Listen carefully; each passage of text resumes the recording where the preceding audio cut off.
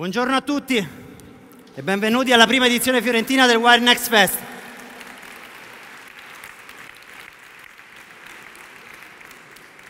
Io sono Federico Ferrazza, sono il direttore di Wired e oggi vi do il benvenuto in questa splendida location, in quello che noi chiamiamo il Luna Park dell'innovazione.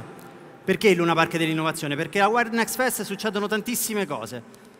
Tra poco saliranno qui sul palco tantissimi ospiti italiani e internazionali che racconteranno come l'innovazione e come la tecnologia sta cambiando molto spesso in meglio il mondo. Contemporaneamente nella sala d'arme, qui sotto al piano terra, ci sarà un altro palinsesto dove altrettanti ospiti di altrettanto rilievo racconteranno come l'innovazione sta cambiando la loro vita e la nostra vita. Nei cortili invece di Palazzo Vecchio ci sono tantissime attività da fare. Ci sono quelli che noi chiamiamo gli exhibit, quindi dove si potrà sperimentare la tecnologia e provare con laboratori di visione virtuale, stampa 3D e così via, tutto quello che le tecnologie digitali ci stanno portando. Nel frattempo, invece, in un altro luogo di Firenze è partita, al Palagio di Parte Guelfa, è partita un hackathon, una maratona di hacker. Per 30 ore consecutivamente, compresa la notte, squadre di giovani designer, hacker appunto, programmatori ed esperti di marketing svilupperanno un'app che sarà pronta per domani pomeriggio e ci sarà poi la premiazione. Ma al Wired Next Fest, visto che è anche una festa, ci si diverte e quindi stasera ci sarà anche un concerto serale a Piazza Santissima Annunziata con John Hopkins, ospite di punta, che è uno dei massimi rappresentanti della musica elettronica internazionale. Quando un anno fa abbiamo deciso di fare qui il Wired Next Fest, abbiamo pensato che il tema adatto era il tema della bellezza.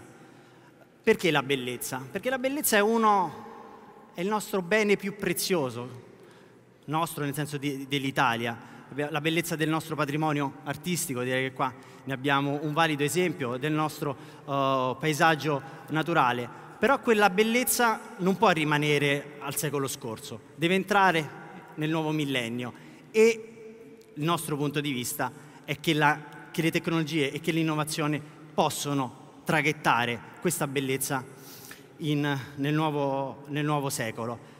Firenze l'abbiamo scelta non a caso, perché 500 anni fa è stata la culla del Rinascimento e noi speriamo che l'Italia viva il Rinascimento su questa bellezza. La culla del Rinascimento perché ha saputo mettere insieme tre fattori fondamentali. Da una parte i capitali, perché ci si scorda a volte, ma insomma i medici hanno investito tantissimo in questa bellezza, e dall'altra parte c'era l'arte, quindi appunto la bellezza, ma anche l'innovazione dei grandissimi inventori che hanno vissuto qui gran parte della loro vita, come Leonardo da Vinci. E quindi chiamo sul palco, diciamo, l'erede di questa bellezza e chi oggi è chiamato ad amministrarla, il sindaco Nardella. Prego. Benvenuto Dario. Ci siamo scordati il gelato, se ce lo potete portare, grazie. Eccoci. Grazie Federico. Benvenuti a Palazzo Vecchio nel Salone 500, benvenuti a tutti voi. Benvenuto Wired. Grazie. Grazie a Condé Nast, grazie a tutto il vostro gruppo. Tu ricordavi Federico che tutto è nato l'anno scorso e ti ringrazio perché hai usato una parola che per noi significa tutto, cioè bellezza. E la bellezza non può non essere modernità. Chi parla di Firenze come città del passato allora non la conosce, perché Firenze è per definizione una città del futuro e alcune scoperte e realizzazioni di questa città sono rimaste insuperate. Pensiamo alla cupola del Brunelleschi, Federico, e a quanto stupore ha creato in generazioni di architetti ancora oggi.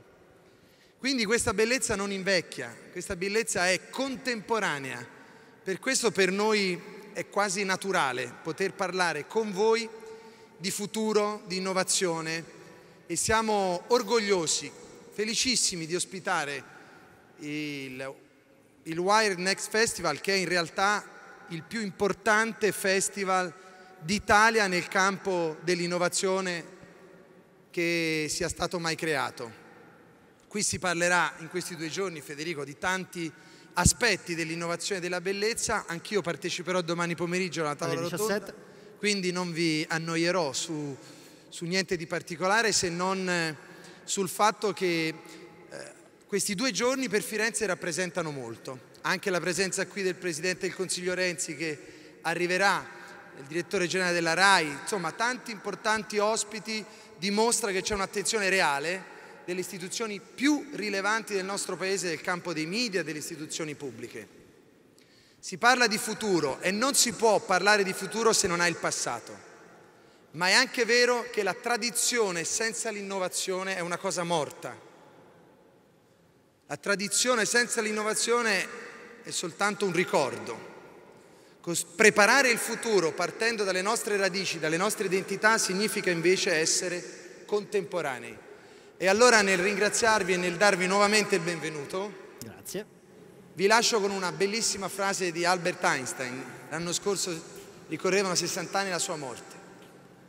Tutti sanno che al mondo ci sono cose impossibili, poi arriva uno che non le sa e le realizza. In bocca al lupo, benvenuti a Firenze. Grazie, grazie.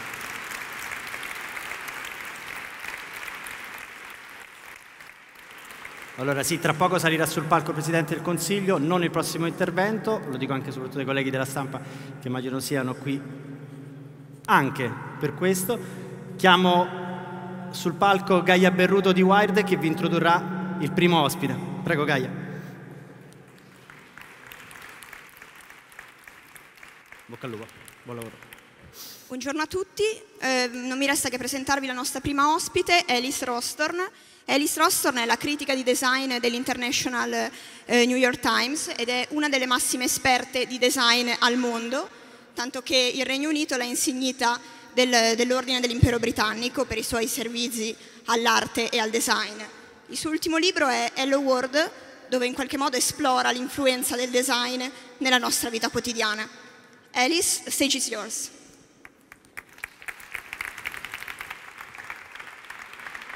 Grazie. Grazie Gaia e buongiorno a tutti. Prima mi dispiace ma non posso parlare la bella lingua d'italiano. Mi dispiace. So that was all my Italian, I'm afraid.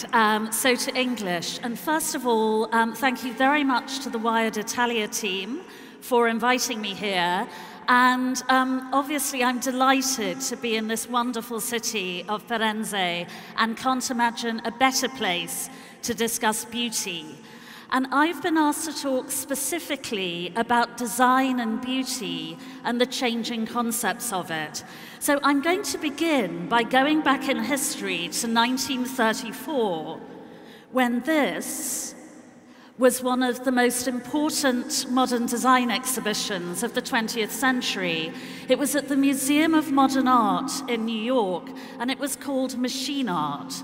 It was curated by a young architecture graduate, Philip Johnson, and he had just become the curator of architecture at the Museum of Modern Art and had added design to the program, which was a very daring move at the time. And this was one of his first projects.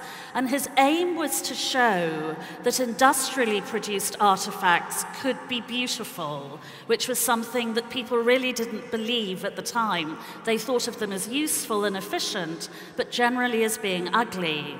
But he also wanted to show that the fact that they'd been manufactured industrially added to their beauty, as did their usefulness and efficiency. So he presented them like works of art. They were propellers, pistons, springs, valves, pots and pans, but he put them on these lovely white plinths, just as he would have done sculpture. and he appointed a panel of experts, including the famous aviatrix Amelia Earhart, to judge the best exhibits. And a spring, an outboard motor propeller, and a ball bearing took first, second, and third place. Now, the museum's visitors were flummoxed. The exhibition really was a bit of a failure because it didn't fulfill Johnson's ambition. They had no idea what these objects were doing in a museum, and the media reviews of the exhibition were absolutely terrible. But Johnson paid no attention to this. He acquired what he thought were the best 100 of the exhibits, and they became the foundation for the Museum of Modern Art's design collection, which of course is now curated by one of your compatriots, the wonderful Paola Antonelli. But the real legacy of this exhibition is its enduring influence on public perceptions of design and beauty, as being defined by what something looks like and what it does. Now, this wasn't new, because as long ago as the 19th century, the British arts and crafts movement champion William Morris had aired similar views. He delivered a lecture on the beauty of life, in which he delivered his golden rule, saying, "Have nothing in your houses that you do not know to be useful and do not believe to be beautiful," which of course are very wise words even today. But Philip Johnson modernized Morris's concept for design by exploring the beauty of industrialization, something that Morris despised. And for the rest of the 20th century, most design museums and their collections and exhibitions adhered to Johnson's template. So if you look at the collections of, say, Centre Pompidou in Paris, or the Stedelijk Museum in Amsterdam, or at the Triennale in Milan, the principles underlying them are very similar to those for Machine Age. And whenever an industrial design project was discussed in a cultural context, it tended to be judged visually, just like art. So, for example, when the French philosopher Roland Barthes saw this in the mid-1950s, the incredibly beautiful Citroën DS19, he described it as having fallen from the skies like a goddess. And he described it as a goddess because the initials D and S, pronounced in French a déesse, which is the French word for goddess. And similarly, when the British artist Richard Hamilton, who was as passionate and knowledgeable about design as Barthes, dealt with this is one of the toasters manufactured and designed by the German electronics company Braun under Dieter Rams. He praised it from a visual perspective, saying that this was the acme of late 20th century beauty. Now, entirely unintentionally, these critiques have caused problems because they've fostered the misconception that design is purely a styling device, generally used to commercial ends. And this stereotype has been perpetuated by some of the 20th century trophies of design that have been collected by major museums. And one of the most famous, and my favorites, is this. You'll all recognize it as a classic of Italian design and one of the greatest pop objects ever designed. And of course, it's the Valentine typewriter designed by the great Italian designer Ettore Sottsass in 1968 for Olivetti. And it's gorgeous, it's sexy, it's playful, it's fun, but sadly the Valentine didn't work. Olivetti was flooded with complaints by people who bought it, and it sold so poorly that it stopped production after 18 months, and yet it's still probably one of the world's most famous typewriters. And the problem with something like this, which I would describe as beautifully styled by Sottsass, but poorly designed by Olivetti's engineers, is that it has focused our attention on the visual aspects of design to the detriment of everything else, such as its environmental and ethical consequences. And it also prevents society from appreciating design's full potential to tackle the urgent problems of our time and improve our lives. Because if governments, businesses, banks and NGOs think of design as only being useful to produce something that looks as sexy as this, it risks being relegated to that role.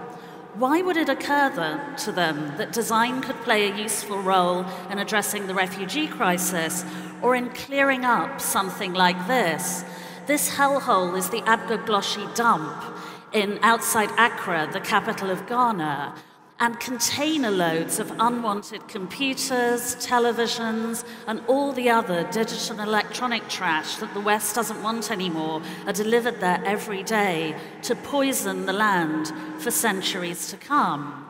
But if we only think of design as being suitable for styling, we'd see it as something that will send yet more stuff to that dump, not something that could usefully clear it. And of course, this visual concept of design is increasingly irrelevant to many of the most important design innovations of our time, because in the digital age, when form no longer follows function, so many of the design innovations that are really important in transforming our lives have nothing to do with how they look. They're not defined physically or visually, but in other forms. So what does beauty mean to design now? Now, one non-negotiable quality of it remains the same as when Philip Johnson was at the Museum of Modern Art and William Morris was delivering his lectures, and it's this: usefulness. Because whatever else a design project does, whatever else it excels at, if it isn't useful, it really can't be beautiful, because how could we find it desirable? So one example is this. Now, I have no idea why Google ever thought anyone would find a project as silly as Google Glass beautiful, but clearly it did. The company was convinced that it had developed this dazzling technology and that was so powerful and seductive that the rest of us would fall for it and buy Google Glass in our millions. But of course, sadly, people quickly discovered that Google Glass didn't enable them to do very much that their cell phones couldn't do already, and that it made them look very weird. So this is one of the Google Glass Sucks films on YouTube, and there are many hundreds of them. But uselessness also prevents us, and of course Google has stopped manufacturing Google Glass. It pulled out production last year. But uselessness stops us from finding design desirable, even if it's more appealing than Google Glass in other respects. And one of my favorite examples is this. So this is a very patriotic shot of my hometown, London, the kind of shot that James Bond movies always begin with before the explosion. And of course, it's the new London bus that was designed by the British designer Thomas Heatherwick in the 2010s as an energy-efficient reinvention of London's beloved 1954 Routemaster buses. Now, lots of people disagree, but I think this bus looks great, particularly when you see lots of them prowling around the streets of London together.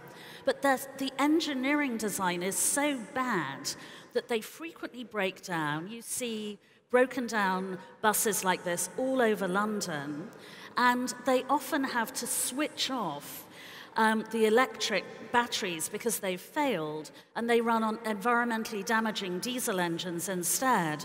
They're also so overheated, particularly up on the top deck, that their passengers have nicknamed them the Roastmaster as a tribute to the more popular Routemaster. So in other words, lovely though it looks, it isn't useful enough to be beautiful.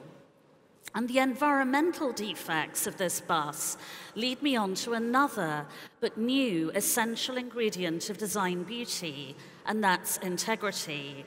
Because if we have any reason to feel uncomfortable about the ethical, social, or ecological implications of any aspect of any design project, when it's developed, tested, designed, manufactured, distributed, sold, advertised, and how it will eventually be disposed of, we can't possibly consider it to be beautiful. And this applies to vintage examples of classic design, like the wonderful Citroën DS19, because it still looks beautiful to us, but of course that's marred by us knowing that it's a gas-guzzling ecological time bomb. And the same applies to more recent examples like these. This is the iPhone 6, and of course, this epitomizes the sleek, graceful elegance that has characterized Apple's design for the last few decades. It's so familiar that we now rather take it for granted. It's even starting to look a little old-fashioned. But this really is the apogee of contemporary design styling, because Apple's product designers have wrestled against the laws of physics to make it sleeker, shinier, slimmer, and lighter, as much so as they possibly can. But after you've read the media exposés of Apple's employment practices, or rather those of its subcontractors, and its environmental lapses, how can you look at something like this without thinking about them, worrying whether there are conflict minerals inside it, whether abusive subcontractors weren't paying their employees properly, or imagining them failing to biodegrade on a landfill site like the Abgagloshi dump? Or, after the recent European Union tax ruling, thinking of the spectre of one of the world's wealthiest companies expecting privileged tax status in as economically vulnerable a country as Ireland. It just doesn't make them feel beautiful anymore. So no wonder there are protests like this in the once loyal Chinese market. Whereas you can look, or at least I can look, at something like this and feel nothing but pleasure. Sorry, my remote isn't working for some reason. Could I have another one?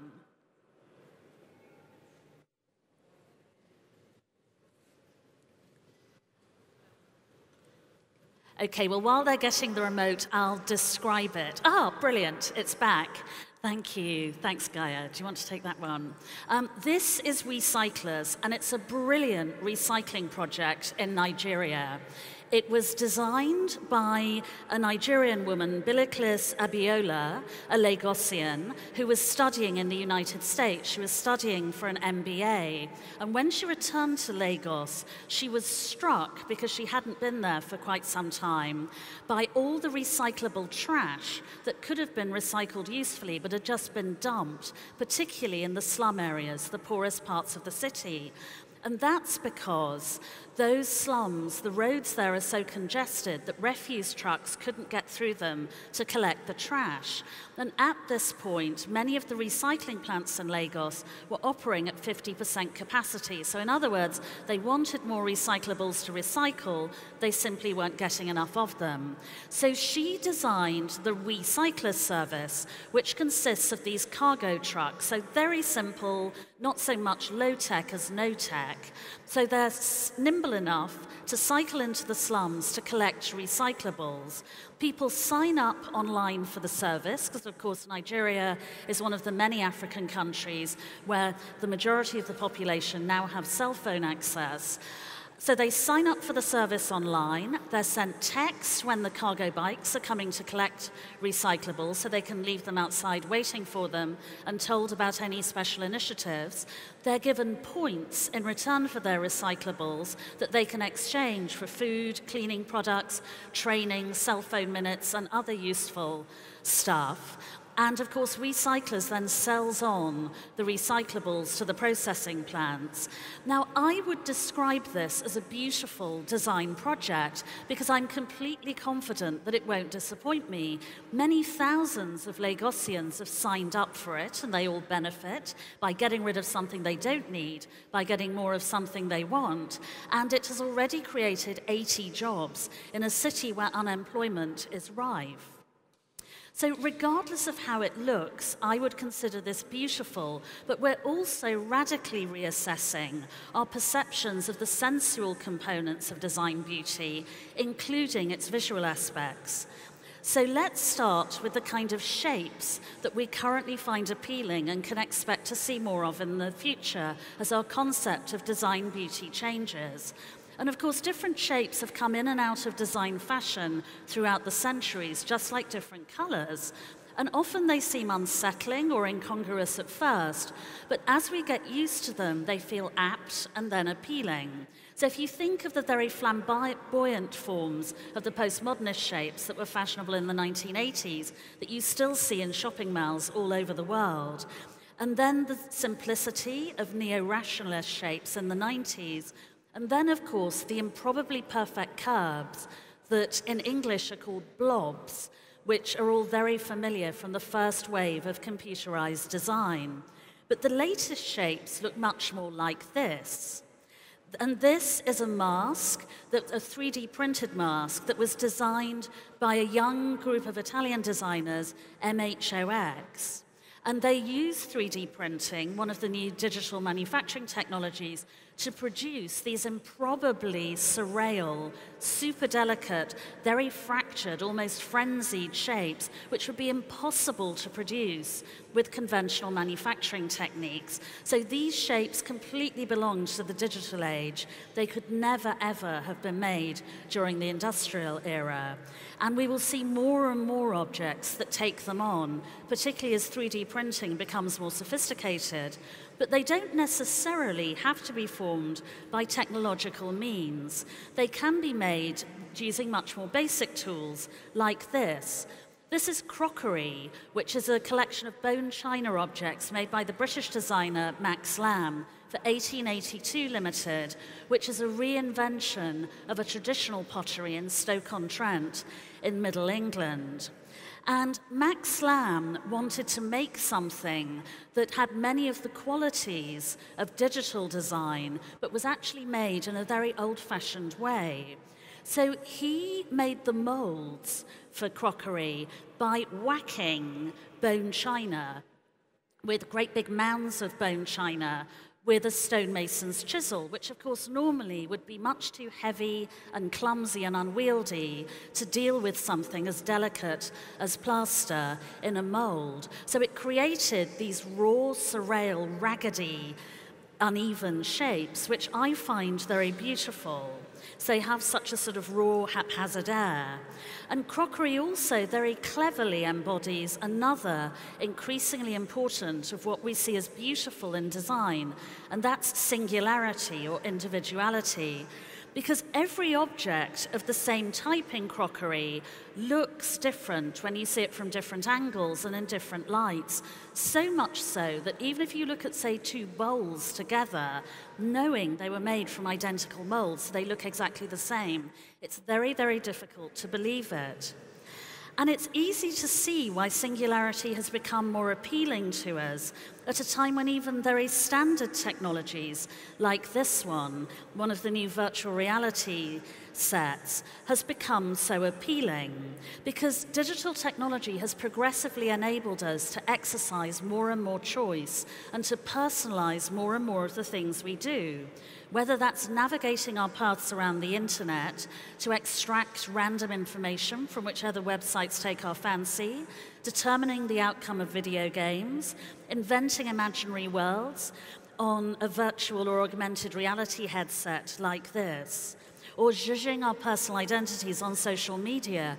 Even TV talent and makeover shows have contributed to this because they dangle that tantalizing prospect of transformation in front of us. And these changes have encouraged us to expect to exercise the same level of choice in other areas of our lives, and will continue to do so as technology advances. Because at the same time, the politics of personal identity have been transformed, particularly with radical redefinitions of ethnicity and gender. So, for example, when Facebook introduced 58 gender options, that's 58 ways of describing your gender, in the United States a year or so ago, there was an absolute outcry of people saying that this was very prejudiced and divisive. And last February, Facebook was forced to replace that with a free-form field so people can describe their gender as they wish. And given that our perceptions of ourselves are going to become even more fluid in future, design has got to help us to express them if it's going to continue to be deemed beautiful. Now, some areas of design, like fashion and graphics, have always been very easy to customize, which is why they're such a brilliant way of reflecting changes in our personal identity, from favorite colors to political concerns. And 3D printing and digital production will enable us to personalize more and more objects as they become more sophisticated and more affordable. Now, not everyone's going to want to do that, just as not everyone wants to cook their own food or sew their own clothes. but some of us are going to want to do so.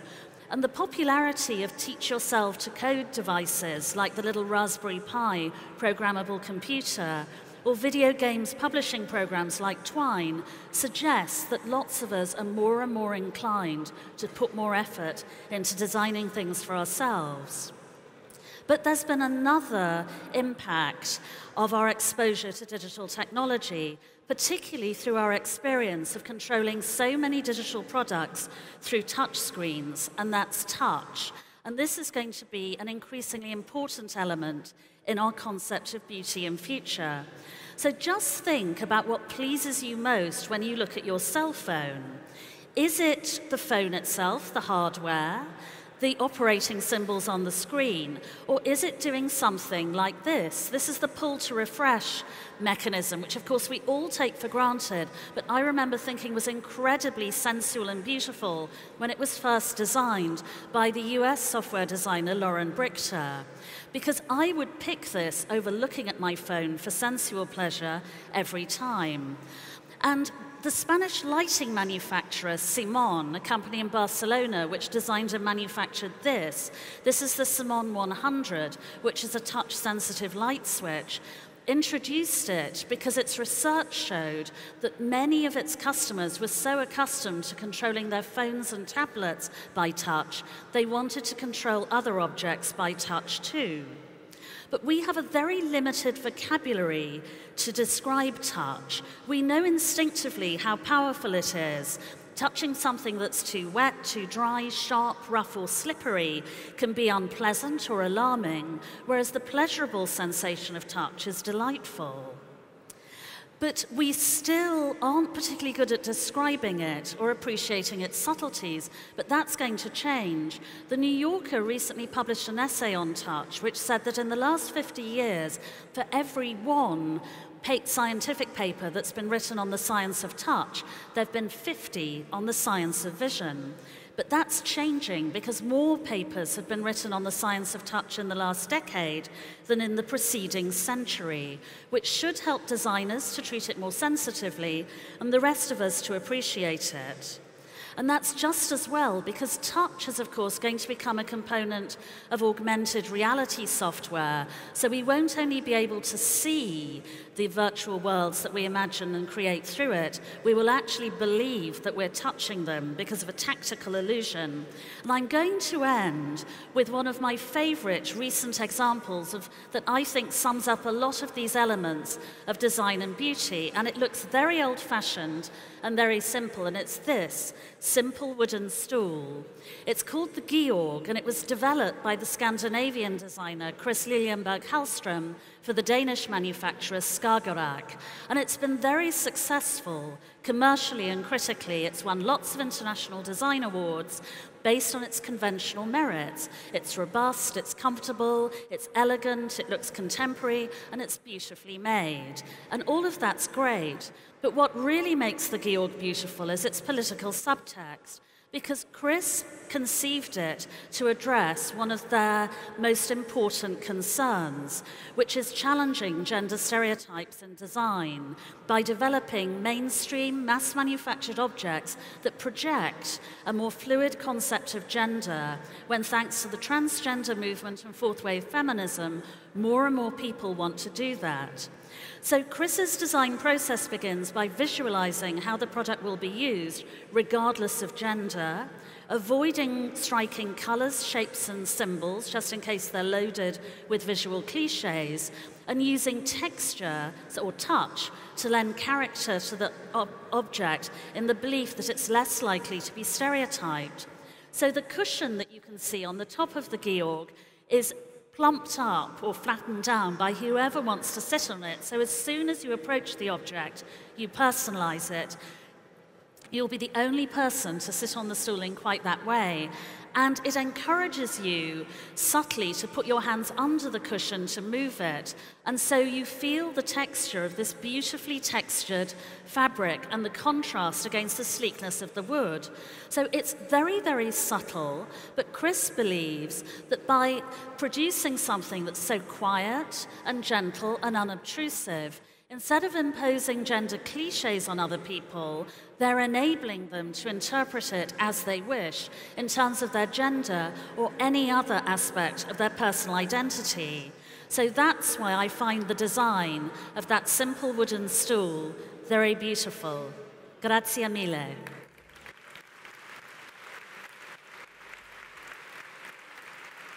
Thank you.